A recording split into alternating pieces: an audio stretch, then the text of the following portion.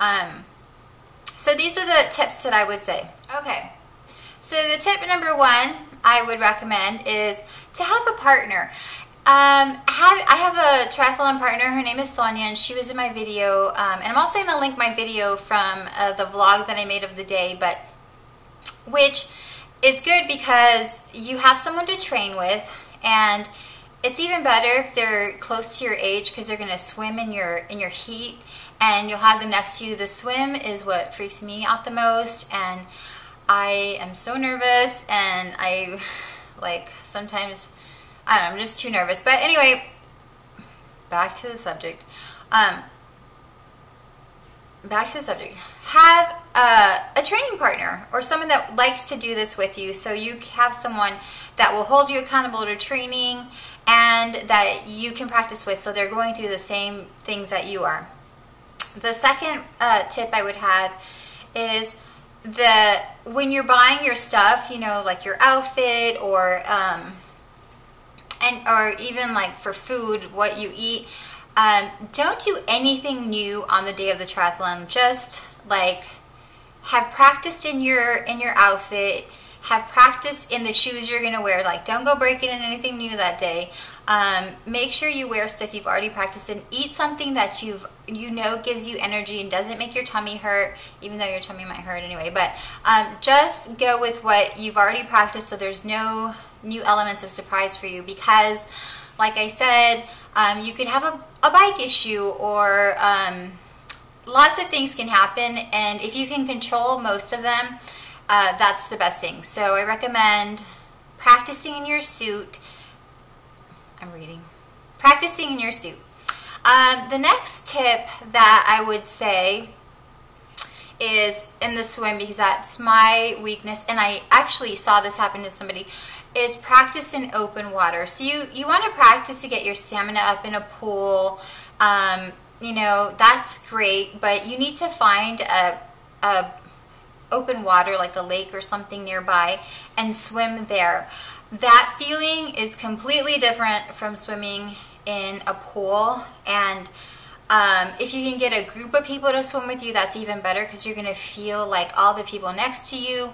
And we train like in a group of 3 or 4 people where you know, you can feel people kicking and stuff, and then you're used to it. Or if like the water I experienced this has hydrilla, which is like this nasty stuff that grows in the lake, and you get all caught up in it.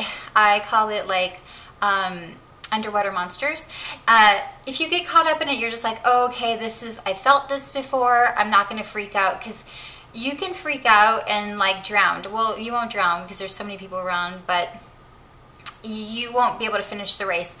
And I just saw this past weekend where a woman was in the water and she totally freaked out and had to tap out of the race within maybe like the first 200 yards of the swim.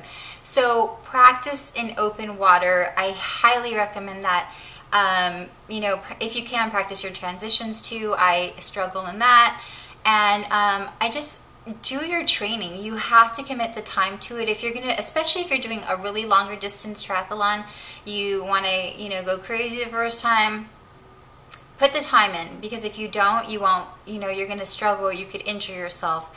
And my first race, I practiced a crap load, and I felt ready but nervous because I'd never done a triathlon. And this last race, I didn't practice enough, so I wasn't really nervous about, per se, the race part of it, because I had been in a triathlon, but I didn't practice enough, and I was just kind of kicking myself because I didn't swim enough, or I felt like. The last tip, I think that's pretty much it. Train with your partner, make sure you train, swim in open water. Oh, the last thing that I probably recommend, if you can, if you choose your triathlon in your city, do the actual course if you can. So if you can ride the bike trail, the bike part of the actual race, you know, because on your triathlon it'll show you where the route, I guess, and go ride it. I mean, we were waking up at like 5 in the morning before traffic and going out there and practicing the actual route, so we knew what to expect, like how the turns were, what the hills were like. And if you can, we didn't want to swim in the lake that we were actually racing the first race in, because it's pretty gross. But that's where we swam in open water, and run the trail if you can. Running, for me, is so easy, so I really don't have to practice a lot of running. But, you know, if you can, I'd say do the route that is on your race, and it'll be so helpful, because when you're in there, you're going to be like, oh, I've already done this turn, and you know how to handle it. It's not any surprise to you, and you'll be like super prepared. So over prepare.